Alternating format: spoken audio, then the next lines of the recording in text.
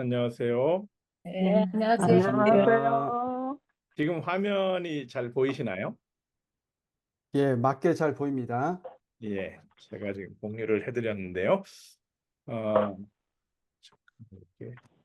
네, 반갑습니다. 어, 작년에 우리 저쪽에서 작년 가을이었죠. 수련회 때, 연합 수련회 때 참여하셨던 분들은 저를 본 적이 있으신 것 같고요. 오늘 좀 처음 뵙는 분들도 이렇게 화면으로 뵙지만 만나서 반갑습니다. 내일 대면에서 보면 좋겠습니다. 저도 이렇게 화면을 보니까요, 제 얼굴이 정말 살이 토실토실 올라서 화면보다는 실물로 보는 게 더 나을 것 같습니다. 네, 네, 오늘 저는 오늘이랑 내일까지 총 4번 여러분들과 일요일까지요. 말씀을 나누는 전체 제목은 리빌딩이라는 영어 단어를 써봤습니다. 리빌딩. 새로 짓는다는 거죠. 그래서 각각 우리가 4번의 시간 동안 각각의 영역들을 새롭게 해보는 시간이 되면 좋겠다 싶고요. 그중에 첫 번째로 오늘 우리가 볼 것은 우리의 신앙의 근본이 되는 것에 대해서 좀 생각을 해보고자 합니다. 여러분, 세상이 참 빠르게 변하죠. 네. 정말 빠른 세상이에요. 저도 제가 미국에 온 지 얼마 안 된 것 같거든요. 그리고 아직 뭐 제대로 한 것도 없는 것 같은데 벌써 3년이 다 돼가는 상황이 되어버렸어요. 그래서 야, 이거 정말 정신 똑바로 차리지 않으면 이렇게 빠르게 흐르는 세상에서 뭔가 되는 거 없이 지내겠다라는 걱정이 되더라고요. 음, 우리가 사는 세상을 살아보면 모든 것이 변하고 순식간에 빠르게 변화됩니다. 그러나 그 중에도 반드시 불변하는 것이 있습니다. 그건 불변의 진리가 있죠. 그리고 많은 것은 변하죠. 가변에 적용하는 방법에서는 매우 가변적이죠. 그래서 우리가 신앙생활을 하면서 혼돈스러운 것은 도대체 무엇이 변하지 않는 것이며 무엇이 변해야 될 것이냐 이걸 구분하는 것 매우 중요한 지혜라고 생각이 됩니다. 그래서 저는 항상 좋아하는 이 기도문이 있는데요. 이것은 나인홀드 리버라는 신학자의 기도문인데 이런 기도문이 있습니다. 주여 우리에게 변하지 않는 것을 받아들이는 평안함과 변할 수 있는 것을 변화시키는 용기와 이 둘을 구분하는 지혜를 주세요라는 기도가 있습니다. 이것이 여러분들의 기도도 되면 좋겠습니다. 그래서 우리가 변할 수 없는 것들을 그대로 잘 받아들이는 수용성도 필요하고요. 변할 수 있는 것들은 변화시키는 용기도 있어야 우리의 신앙이 더 크게 발전할 수 있겠다 생각이 되고, 정말 중요한 건 무엇이 불변의 진리인지, 무엇이 가변의 방법론인지를 구분해내는 지혜가 필요하리라 생각이 됩니다. 오늘은 우리가 함께 재림이라는 주제로 재림 신앙 리빌딩으로 재림이라는 주제를 함께 좀 이야기해 보고자 합니다. 이 재림과 관련돼서 무엇이 불변의 진리이며 무엇이 변할 수 있는 방법론인지 한번 생각해 보는 시간이 됐으면 하는 것입니다. 여기까지 제가 말씀드리는 제 목소리가 정상적으로 잘 들리시죠? 네. 네, 네, 잘 화면도 들립니다. 잘 보이시고요. 네, 네, 감사합니다. 옛날에 우리 예수님의 제자들은 예수님께서 세상 끝에 대하여 말씀하실 때 바로 질문했습니다. 우리에게 여보세요? 알려주세요. 어느 때에 이런 일이 있겠고 무슨 징조가 있겠습니까? 이런 걸 예수님께 물어봤습니다.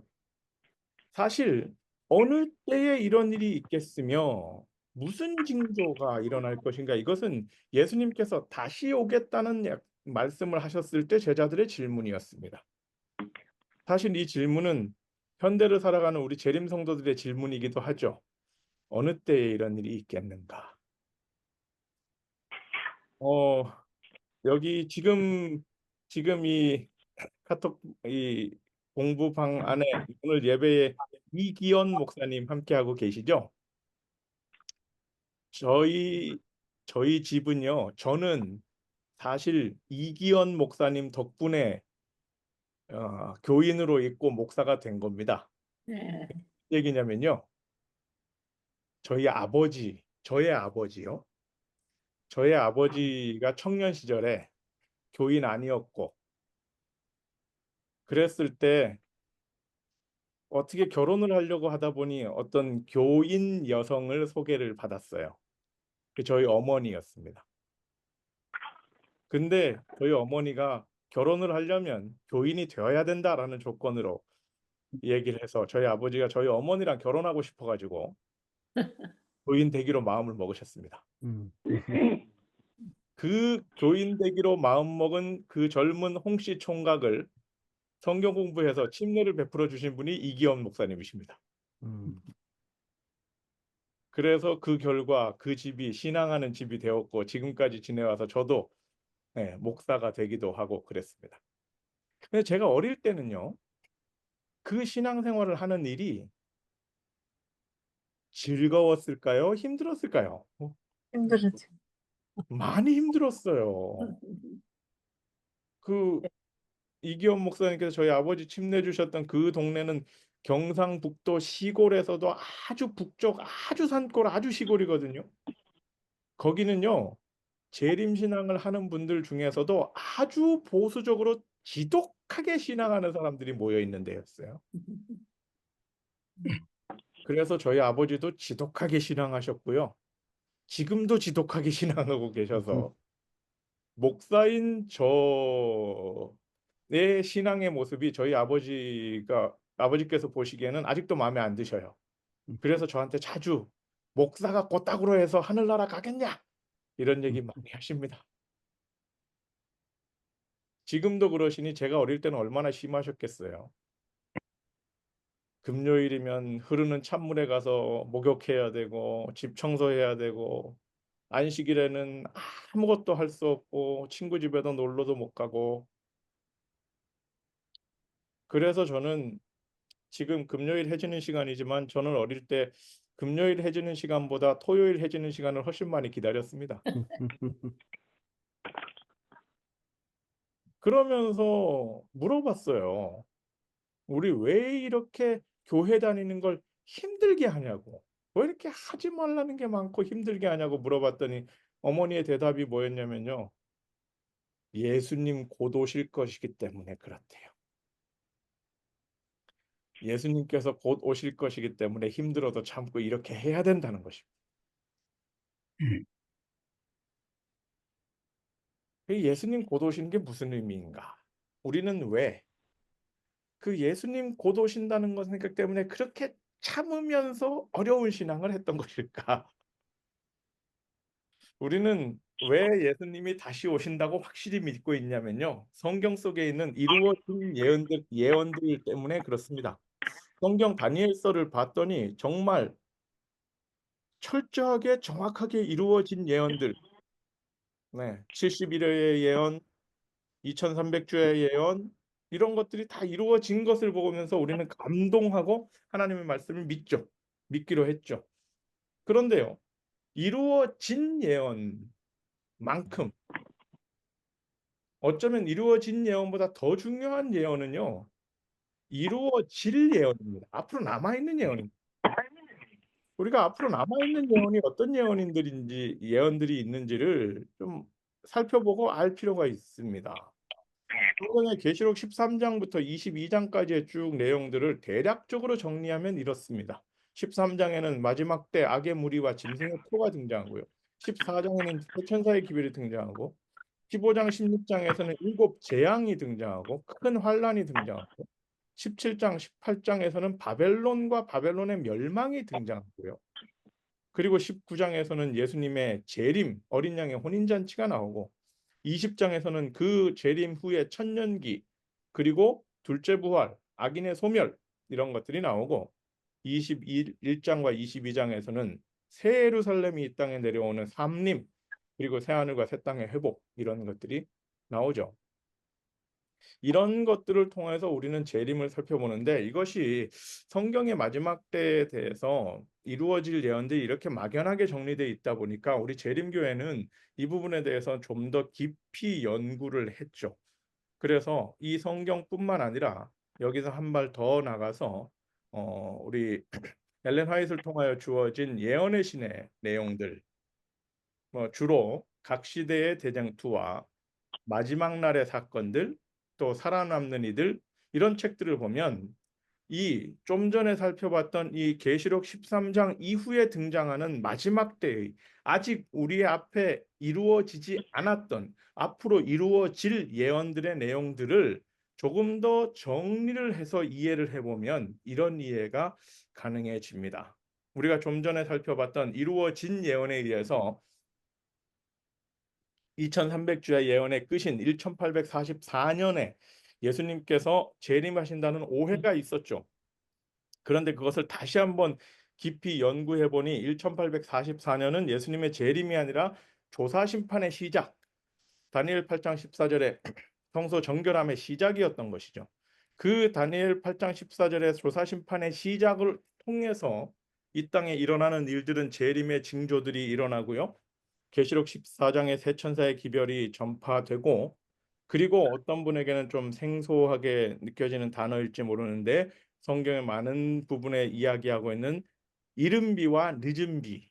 성경의 비는 성령을 의미하거든요. 성령 하나님의 역사를 의미하거든요. 그래서 이른비 성령과 늦은비 성령의 활동, 이런 것이 어 1844년 즉 2300주의 끝에부터 조사 심판이 시작되면서 이루어지고, 그 일이 조금 더 진행되어 가는 그 기간을 은혜의 시기라고 표현되죠. 이 은혜의 시기가 이름이 은혜의 시기라고 하는 이유는 예수님께서 그 조사 심판이라는 것의 중요한 목적은 하늘 성소에서 우리의 죄를 위하여 중보 사역을 하시는 시간, 하시는 기간이라고 봐서 그것을 은혜의 시기라고 부르는 것이고, 이것은 히브리서 7장이나 8장 요한일서를 통해서 알게 됩니다. 그리고 이 은혜의 시기 중간에 계시록 13장이 표현하는 짐승의 표의 사건이 등장합니다. 이 짐승의 표, 계시록 13장에서 집중적으로 설명하고 있는 짐승의 표를 우리 화이트의 글과 여러 가지와 함께 종합적으로 이해를 해보면 그것은 무엇으로 이해하면 쉬우냐면요. 교회와 정치의 연합, 교회와 이 세상에 있는 교회와 세상 정치가 연합하여 그 힘을 가지고 하나님을 대적하는 현상이 나타나는 것을 대표적으로 짐승의 표라고 표현될 수 있고, 그것을 우리 재림교회의 이해에서는 그 짐승의 표에 대표적으로 드러나는 현상이 바로 각시대 대령수 605쪽 이하에서 표현하고 있는 일요일 법령, 즉 하나님의 제7일 안식일이 아닌 사람의 법으로 만든 예배일을 많은 사람들 앞에 강요하는 일, 그것이 일요일 법령이 바로 구체적으로 드러나는 짐승의 표의 일이며, 그런 일들이 드러날 때 우리는 큰 흔들림을 경험하게 될 것이며, 우리 성도들에게 조언하기는 이때는 대도시를 떠나라라는 이야기를 하는 것이고, 바로 이 짐승의 표, 일요일 법령이 내려지는 그때부터 시작해서 마태복음 24장 9절로 14절에서 표현하는 각종 믿는 자들이 경험하는 작은 환난들을 표현하게 되는 것입니다. 그리고 이 은혜의 시기가 마무리되고 작은 환난들이 마무리될 때쯤에 계시록 18장에서 얘기하는 내 백성아 거기서 나와라고 표현하는, 내 백성아 거기서 나오라라고 표현하는 계시록 18장의 큰 외침에 큰 영적인 신앙적인 대각성이 일어나며, 이런 각성이 일어나게 하는 근본적인 힘은 바로 조사심판의 시작 때부터 이 땅에 내려지는 이른비 성령과 늦은비 성령을 통해서 이 큰 외침의 각성이 일어나게 될 것이다 라고 우리는 이해하고 있습니다. 여기서 이른비 성령이란 개인이 하나님을 받아들이고 각성하고 개인이 하나님 앞으로 돌아가는 하나님을 만나는 경험을 이른비 성령이라고 이해하시면 좋고요. 늦은비 성령은 그 개인들의 모임에 의해서 교단적으로 전체적으로 사회적으로 큰 하나님의 성령의 역사 이것을 늦은비 성령이라고 이해하시면 좀 더 이해가 바르게 될 수 있으며 이 두 가지는 동시에 일어나기도 하겠지만 시간적으로는 이른비 성령의 경험이 먼저 된 자들이 늦은비 성령의 운동에 함께할 수 있을 것이다라는 생각이 들고요. 그런 일들의 결정적인 클라이막스가 바로 큰 외침 "내 백성아 거기로 나오라"라는 바벨론에서 나오라는 그 외침에 의하여 언젠가는 이 땅에 잘못 이해하고 있는 하나님의 말씀을 바르게 이해하지 못하고 있는 많은 사람들이 창조주 하나님을 깨닫고 안식일을 깨닫고 하나님의 이 우리의 사랑의 하나님을 바르게 깨달아서 하나님 앞으로 나오는 일이 있게 될 것이다. 그것이 큰 외침의 일이며 그 외침과 함께 이제 은혜의 시기가 끝날 때, 즉 조사 심판이 끝나게 되면 요한계시록 22장 11절이 얘기한 것처럼 의로운 자는 그대로 의롭고 악한 자는 그대로 악한 자로 남게 되어서 이제 운명이 결정되어 버리고 그리고 하나님을 믿는 자들을 죽이고자 하는 큰 환란의 이 박해 우리가 흔히 표현하는 야곱의 환란이라는 다니엘서 12장 1절이 표현하는 환란, 계시록 7장 14절이 표현하는 큰 환란기 이런 것들을 경험하게 되리라 생각이 됩니다. 그리고 이때 하나님을 신실하게 믿는 사람들은 큰 환란을 경험하고 하나님을 믿지 않고 배도한 자들은 계시록 15장 16장에서 주어지는 일곱 재앙을 경험하게 되는 거죠. 그렇게 되고 드디어 데살로니가전서 4장 16절 17절에 말하는 주께서 호령과 천사장의 나팔 소리로 이 땅에 임하시는 일을 우리가 보게 되는 것이 바로 예수님의 재림이 되겠습니다. 그 예수님의 재림 때는 특별 부활이 있고 의인의 부활이 있고 그 의인은 살아서 하나님 앞으로 승천하며 악인들은 죽임을 당하게 되는 것이고 그 죽게 된 그 상처 그 상황 그대로가 이 땅에 남겨지고 구원받은 의인들은 하늘에 가서 우리 하나님과 함께 지내는 천년기의 시간을 보내게 되죠. 그것이 계시록 20장의 일이죠. 그리고 그 천년기가 마무리될 때쯤에 이 땅에 네, 스가랴 14장이 표현하는 것처럼 그리고 계시록 21장 1절로 3절이 표현하는 것처럼 이 땅에 새 예루살렘 예수 그리스도와 어린 양과 함께 새 예루살렘이 이 땅으로 다시 오는 삼림의 모습을 보게 됩니다.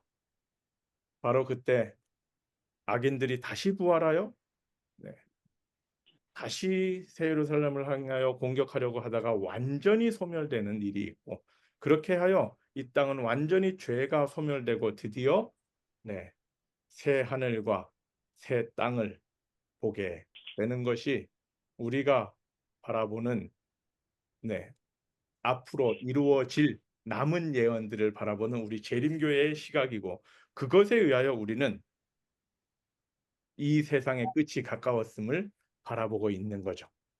자, 그러면 지금을 살아가는 우리는 지금 어디에 와 있는 걸까요?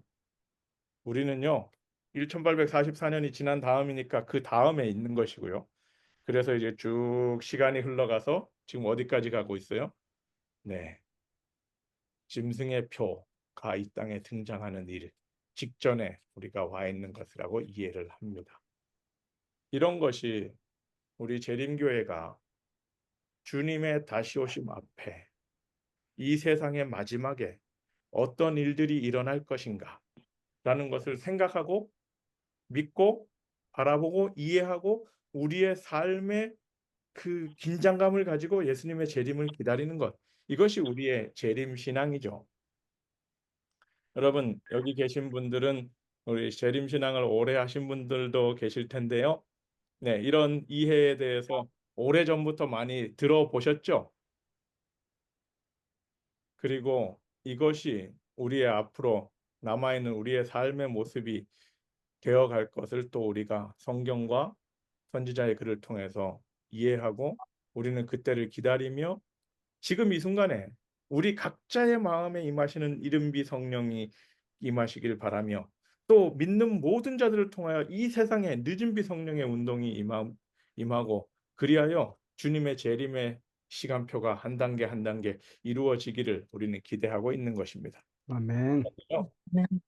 그런데 중요한 것은 세상의 역사는 이렇게 흘러갈 것인데 하나님께서 우리에게 주신 성경의 약속에 의하여 세상의 역사는 이렇게 흘러갈 것인데 우리는 오늘 어떻게 살아야 되느냐?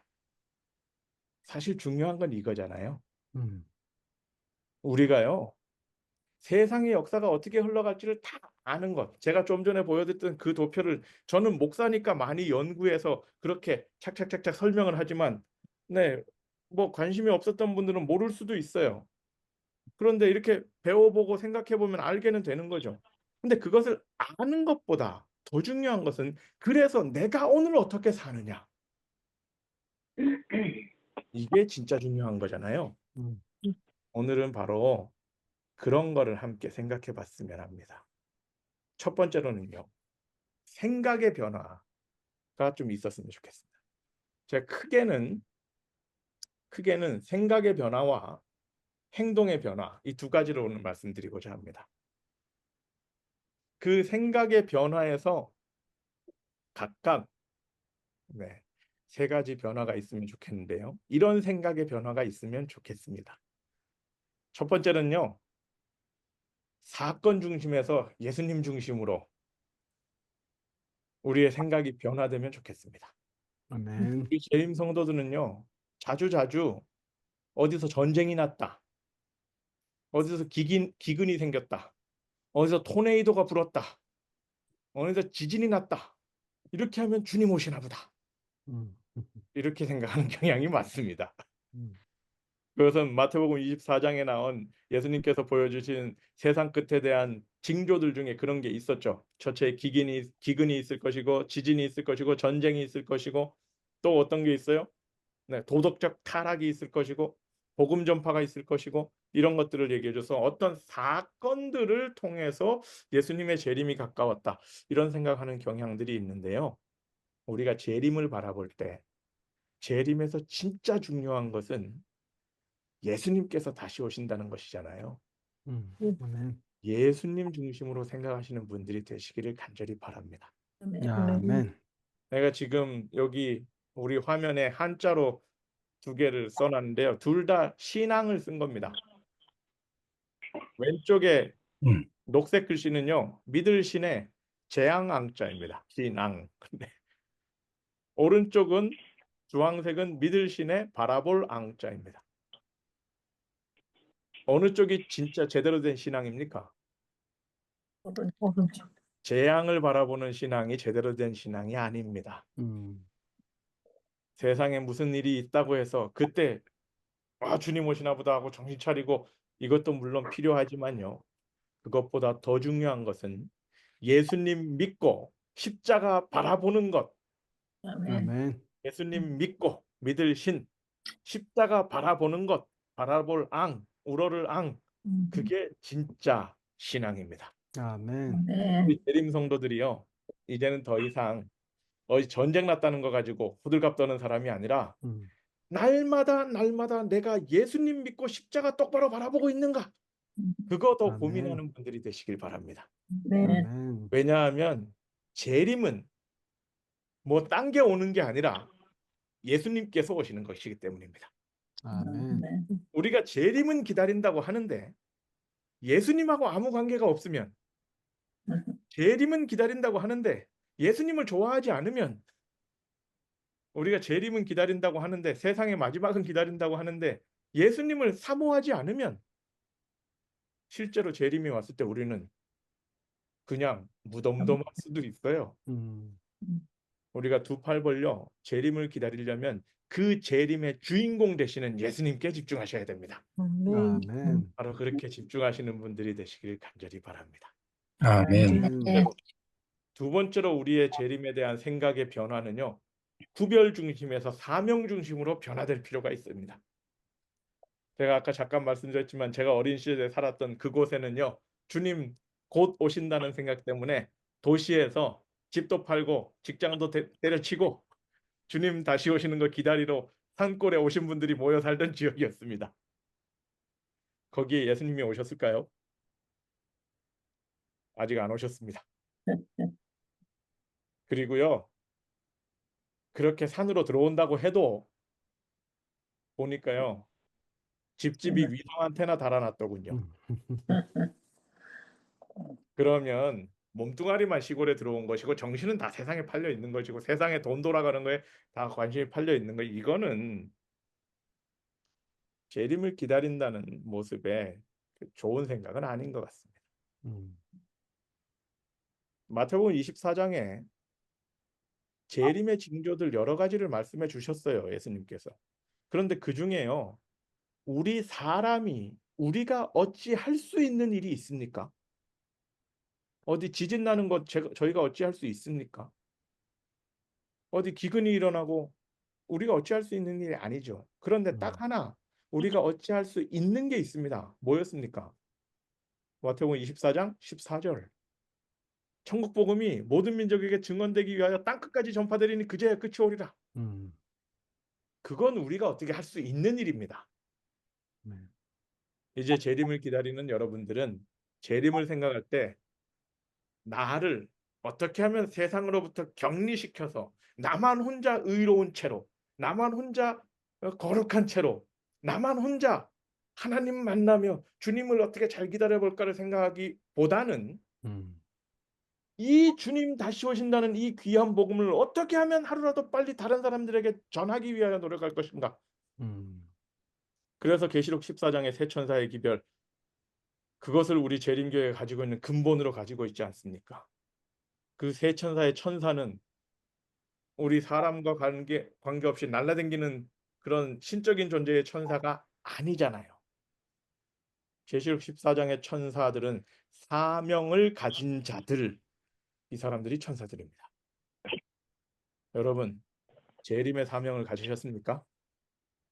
그럼 여러분들이 천사가 되십시오. 아멘. 여러분들이 복음 전하는 자들이 되십시오.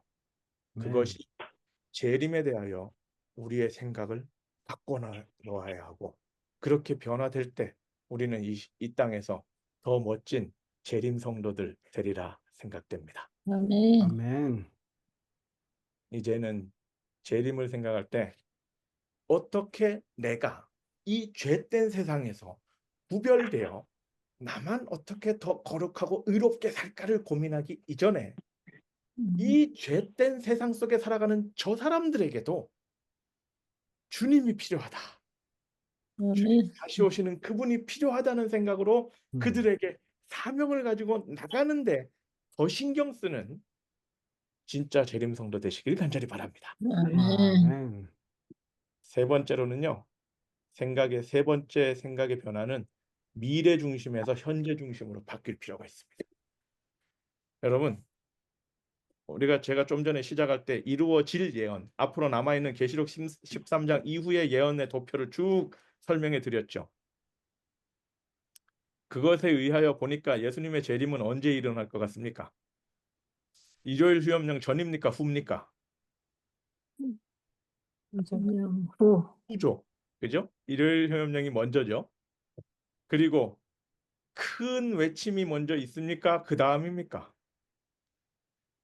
큰 외침 다음이죠. 외침이 먼저 있죠. 네.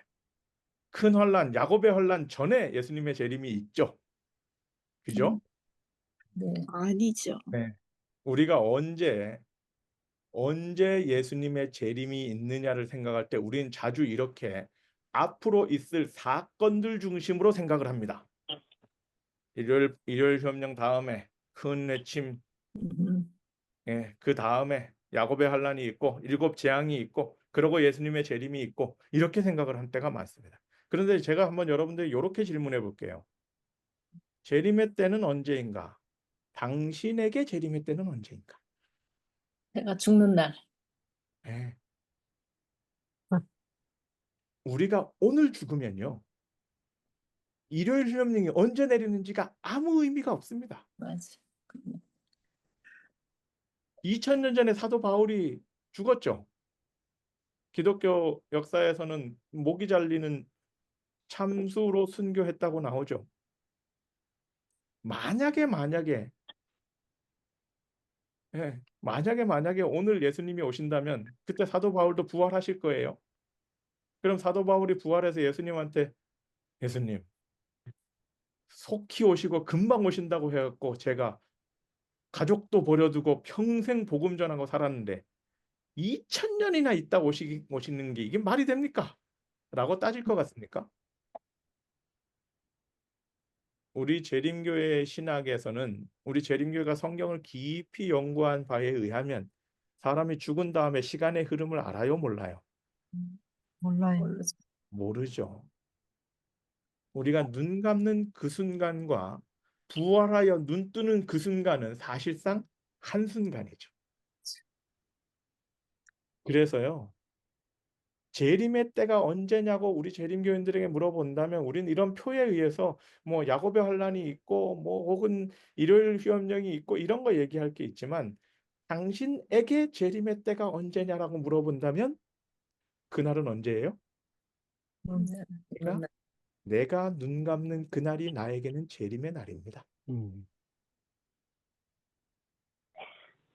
그런데 여러분, 여기 계신 여러분들 중에 누구라도 내가 눈 감는 그날을 정해 놓고 사시는 분이 있으세요? 없죠. 없죠. 그리고 우리가 살아오면서 많은 경험으로 얼마나 황망한 죽음들이 세상에 많습니까? 그러므로 솔직하게 말해서 나도 우리 모두도 언제 죽을지 모르는 사람들인 거예요. 그러니 그것을 예수님의 재림으로 말한다면 우리 모두는 언제 재림을 맞이할지 모르는 사람들입니다. 그러니 어떻게 살아야겠습니까? 우리에게 주어진 하루하루가 얼마나 소중한 날인지를 알고 오늘 하루하루를 귀하게 사는 사람들이 되어야 하지 않겠습니까? 아멘. 아멘. 얼마나 멋진 재림 성도겠습니까? 이렇게 사신다면. 음. 우리 재림 성도의 생각의 변화 3가지 말씀드렸습니다. 기억하시나요? 첫 번째는 뭐예요? 행동의 변화. 사건 중심이 아니라 뭐로요? 예수 중심을. 네. 두 번째는 뭐였죠? 구별 중심이 아니라 사명 중심으로. 구별되겠다. 자꾸 스스로를 세상으로 격리하려고 나만 의로우려고 노력하기보다는 그 죄된 세상을 향하여 재림 기별을 가지고 가려는 노력을 하는 사명자의 생각. 세 번째는요. 재림이 미래 중심. 미래의 어떤 일이 아니라 오늘 내가 눈 감은 이 날이 나에게 재림의 날이다라고 생각하며 하루하루를 귀하게 사는 것. 이게 재림에 대한 생각의 변화입니다. 재림에 대한 생각의 리빌딩입니다. 여러분 동의하시죠? 아멘. 아멘. 네. 바로 그런 생각의 변화들이 있으시면 좋겠습니다. 아멘. 그런 생각의 변화가 있을 때 우리는 드디어 행동의 변화로 나아갈 수 있습니다. 아멘. 행동의 변화는요. 첫 번째, 오늘을 보는 사람 되시면 좋겠습니다. 방금 전에 말씀드린 바와 같이 우리는 하루하루가 정말 소중한 삶을 살아갑니다. 여러분, 어떤 사람이요. 호스피스 병동에서 일을 하면서 죽음을 맞이하는 사람들이 공통적으로 하는 5가지 후회를 다 모아서 책을 썼어요. 네. 내가 원하는 삶을 살았더라면이라는 책입니다. 이 5가지 후회가 뭐냐면 이겁니다. 나는 나 자신에게 정직하지 못했다. 나는 그렇게까지 열심히 일할 필요는 없었다. 내 감정을 솔직하게 표현하며 살지 못했다. 친구들과 연락하며 살았어야 했다. 왜 행복하려고 노력하지 않았을까? 이게요. 평생 바쁘고 정신없이 살다가 죽음을 눈앞에 둔 사람들이 하는 후회들이랍니다. 여러분,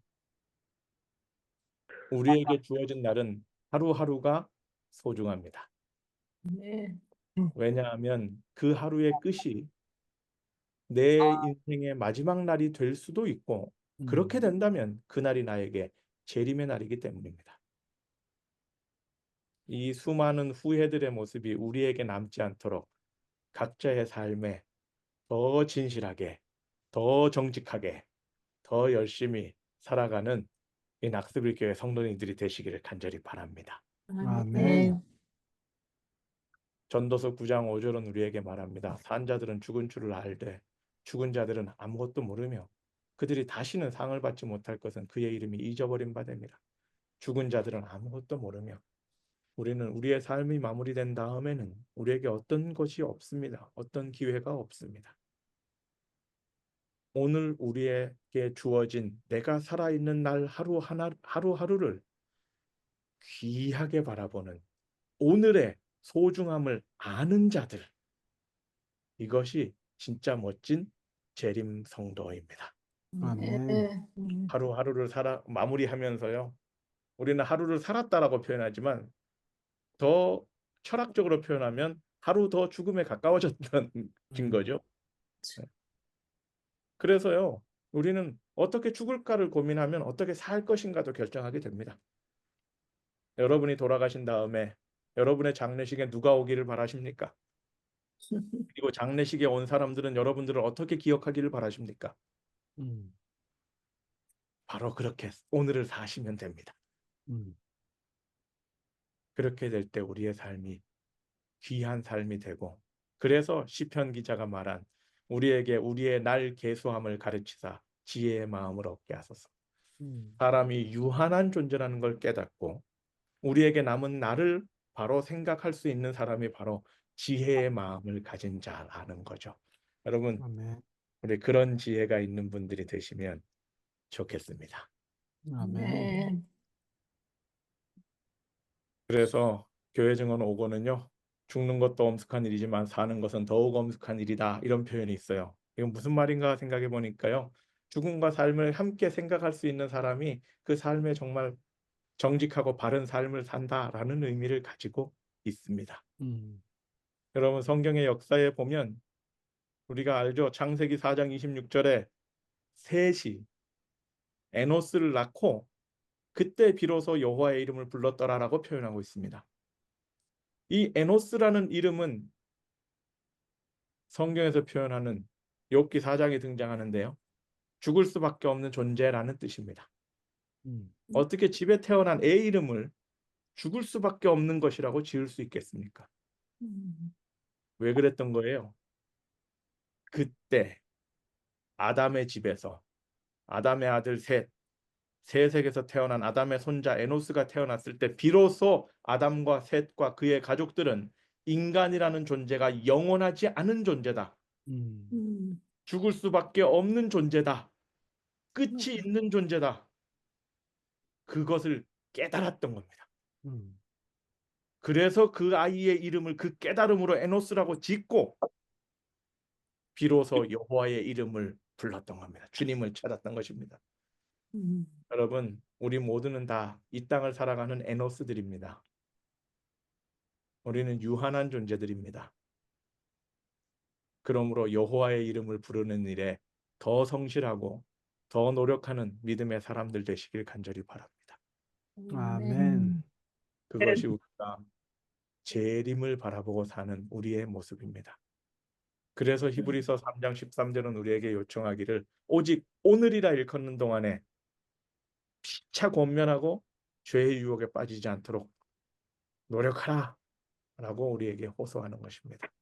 하루하루를 살아가는 매 순간순간이 나에게 재림의 순간이라고 생각하며 하루하루를 주님 가까이 살고자 노력하는 믿음의 사람들 되시기를 간절히 바랍니다. 아멘. 두 번째 재림신앙의 행동의 변화는요. 자신을 바라볼 때 좀 생길 수 있습니다. 자신을 바라보는 사람이 되면 좋겠습니다. 이건 무슨 말이냐면요. 마태복음 24장 40절로 41절에 보면요. 그때 두 사람이 밭에 있음에 한 사람은 데려감을 당하고 한 사람은 버려둠을 당할 것이요. 두 여자가 맷돌질을 하고 있음에 한 사람은 데려감을 당하고 한 사람은 버려둠을 당할 것이니라. 이렇게 표현하고 있습니다. 여러분, 예수님 재림의 때에 구원을 받는 사람은 어디 있는 사람인가요? 교회에 있는 사람은 구원받고 교회 밖에 어디 디스코텍에서 놀고 있는 사람은 못 받고 이걸까요? 마태복음 24장 40절은 우리에게 이야기하기를요. 같은 장소에서 같은 일을 하고 있던 사람 중에 누군가는 데려감을 당하고 누군가는 버려둠을 당한다라고 표현하고 있습니다. 참 아이러니한 일이죠.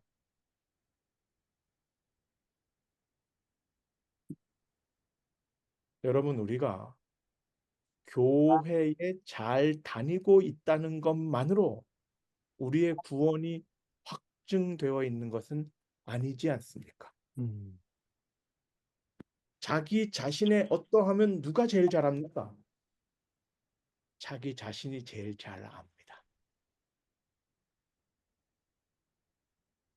다른 사람들은 뭐라고 해도, 여러분, 어떤 사람들은 저에게 그런 얘기를 합니다. 어유, 홍 목사, 생긴 거는 우락부락하고 무섭게 생겼는데 설교를 잘하네. 좋은 목사인가 보네. 이런 얘기를 하셔요. 그런데 그 말을 들을 때 제 속의 모습이 어떠한지는 제가 잘 알죠. 음. 여러분, 우리가 그저 정기적으로 교회에 잘 소속되어 있고 정기적으로 예배에 잘 참석하는 것만으로 막연한 기대로 재림과 구원을 바라보는 사람이 아니라 날마다 자기 자신을 정확히 돌아보아서 성령 하나님의 음성에 순종함으로 아멘. 구원의 확실한 증거를 가진 사람들이 되시길 간절히 바랍니다. 아멘. 아멘. 우리는요, 사실 저는 뭐 태어나서 지금까지 교인이었으니까요. 그리고 저희 집에 이 역사를 살펴봤더니 저는 외가 쪽으로, 어머니 쪽으로 4대째 교인이더라고요. 음. 그러니까 저희 외할머니께서 그 시아버지까지 전도를 하셔서 그 음. 시아버지께서 교인이 되시고 가지고 있던 땅을 기증하고 그 돈을 기증해서 교회를 지은 교회가 지금도 있는 저 영남 앞에 대평교회라는 교회가 지금도 있어요. 음. 4대째 재림교인. 저희 아들은 5대째 재림교인. 참 재림신앙으로 대단한 집안인 거죠. 음. 그런데요, 그런 보여지는 막연한 기대들 때문에 솔직히 저는 안식일에 교회를 가는 것이 불편할까요? 안 가는 것이 불편할까요? 안 가는 것이. 그죠? 습관되어 있거든요. 안식일에 교회 하나 안 가고 뭐 딴짓하면 그게 오히려 더 불편하죠. 여러분들 중에 신앙생활 오래 하신 분들도 다들 그러실 것입니다. 그래서 우리는 재림신앙에 익숙해져 있습니다. 그런데요, 그 익숙함이 가끔은 우리 자신을 속일 때가 있습니다. 음. 그래서 내가 익숙하게 아무 생각 없이 그냥 토요일이면 옷 차려입고 교회를 오고 그냥 교회에서 예배 시간에 잘 앉아서 예배 드리는 척 듣는 척 잘하고 있다 집으로 돌아가면 그럼 그것으로 나의 신앙생활이 잘 된 것 같은 착각에 빠질 때가 많습니다. 여러분, 어쩌면 여기에 두 사람 중에 둘 다 똑같이 밭에 있었는데 한 사람은 데려감을 당하고 한 사람은 버려둠을 당하고 둘 다 똑같이 맷돌질을 하고 있는데 한 사람은 데려감을 당하고 한 사람은 버려둠을 당했다는 이 말은 둘 다 같은 자리에서 같은 일을 하고 있지만 마음가짐이 달랐다는 얘기겠죠. 음. 여러분, 우리가 날마다 습관적으로 안식일 지키고 재림 성도로 살아가는 순간순간에 마음가짐을 새롭게 하는 분들이 되시길 간절히 바랍니다. 아멘. 아멘. 그렇게 될 때 우리의 일상의 현장에서 그곳에서 구원을 경험하는 사람들이 되는 것입니다. 음. 그래서 고린도후서는 우리에게 요청하기를 너희 자신을 시험하고 스스로 확증하라 라고 요청하고 있는 것입니다. 여러분, 주변에서 누가 야, 정말 성경대로 열심히 신앙생활하는 교회 다니시네요. 좋은 교회 다니시네요. 아, 정말 교회 장로님으로 집사님으로 교회 봉사 열심히 잘하고 계시네요. 정말 좋은 분이네요. 그런 말들에 속지 마시고 자기 자신을 스스로 오로지 나와 하나님만 아는 내 내면의 깊은 자아의 모습을 날마다 돌아보고 성찰하면서 자기의 네. 신앙을 확증하시는 분들 되시면 좋겠습니다. 아멘. 세 번째로는요.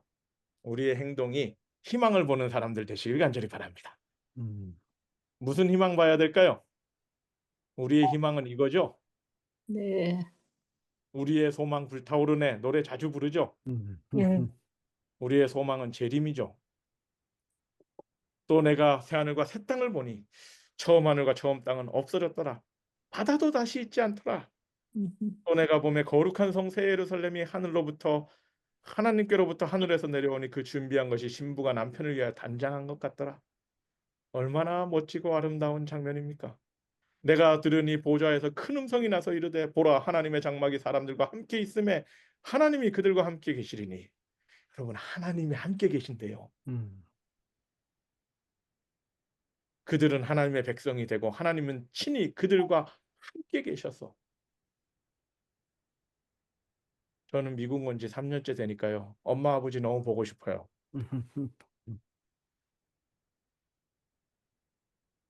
함께 계신다는 것이. 떨어져 있어 보니 이제 추석 명절인데 음, 떨어져 있어 보니 더 함께 있는 것이 얼마나 소중한 것이 알겠습니다.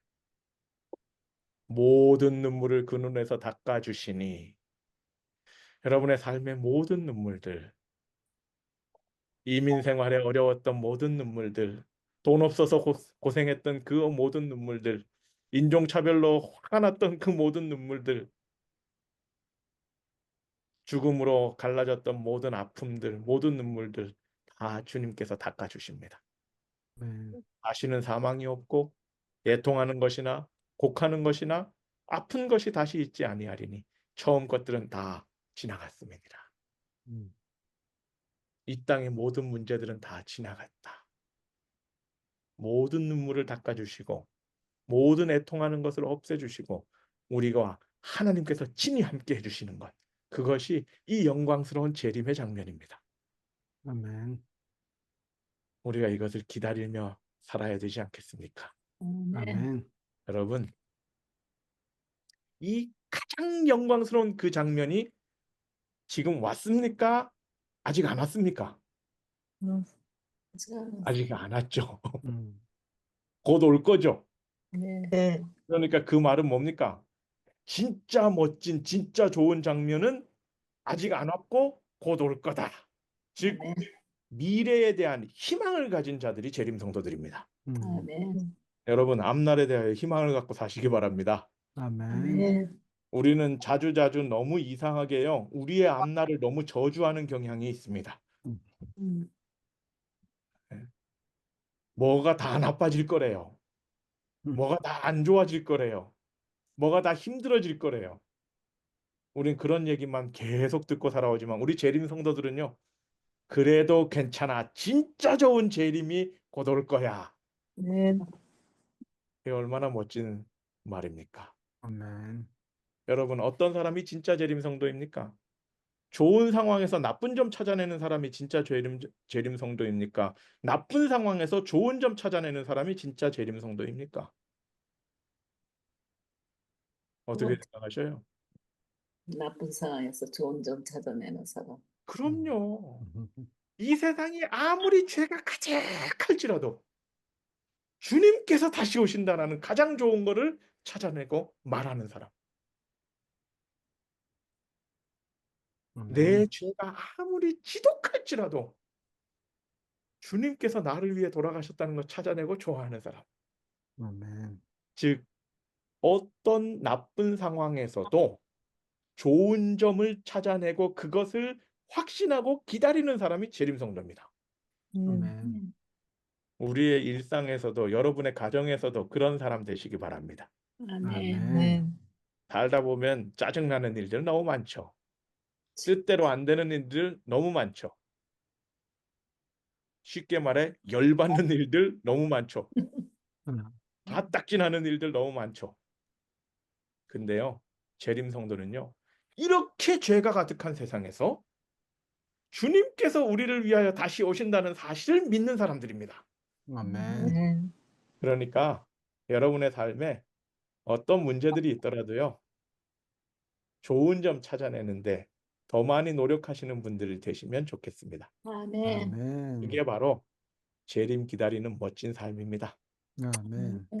가려 뽑은 기별 1085쪽에 이런 표현이 있습니다. 제가 제일 좋아하는 화이트인의 글인데요. 최후의 순간까지라도 무엇에 대하여 말하라? 희망. 희망. 희망에 대하여 말하라. 음.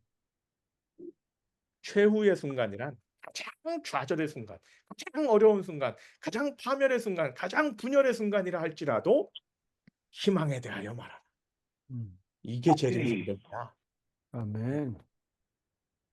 남들 다 기분 좋은데 한마디 툭 쏴붙여가지고 분위기 꽉 망치게 하는 이게 재림성도가 아니고요.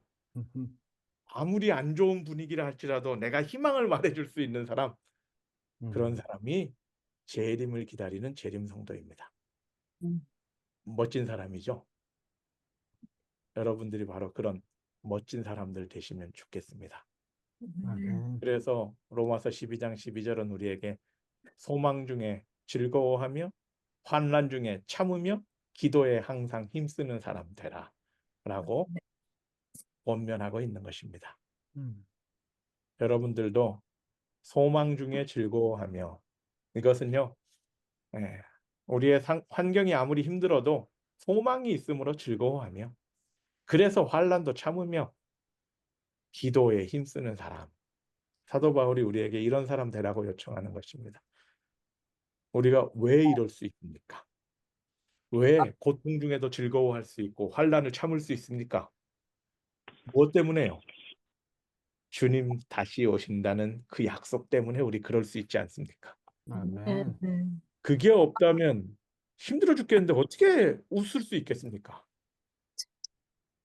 눈물이 철철 나는데 어떻게 참을 수 있겠습니까? 아무리 힘든 것도 주님 다시 오심으로 해결될 것이며, 아무리 깊은 눈물도 주님 다시 오시면 닦아주실 거라고 믿기 때문에 우리는 참을 수 있는 것입니다. 그게 성도입니다. 여러분의 일상의 삶에서도 이런 재림성도 되시기를 간절히 바랍니다. 아멘. 여러분, 재림신앙의 리빌딩, 이런 리빌딩 되면 좋겠습니다. 첫 번째, 우리 생각의 변화 말씀드렸죠? 이제는 사건 중심이 아니고요. 어서 무슨 일 터졌다고 막 정신 놀래고 이러지 마시고, 내가 예수님 사랑하고 있는가? 내가 예수님께 진짜 집중하고 있는가? 이거 더 많이 생각하시면 좋겠습니다. 세상으로부터 나를 자꾸 구별시키려고 노력하기 이전에 세천사의 사명, 기별 가지고 그 속으로 들어가려고 노력하는 재림성도 되시면 좋겠습니다. 아멘. 이 다음에 무슨 사건 다음에 무슨 사건 다음에 무슨 사건 다음에 재림이 있고 이런 거 줄줄줄줄 외우는 것보다 더 중요한 건 오늘 내가 눈 감으면 그날이 나에게 재림의 날이다 라고 생각하며 오늘 하루하루를 소중하게 여기는 그런 생각의 변화 있으면 좋겠고요.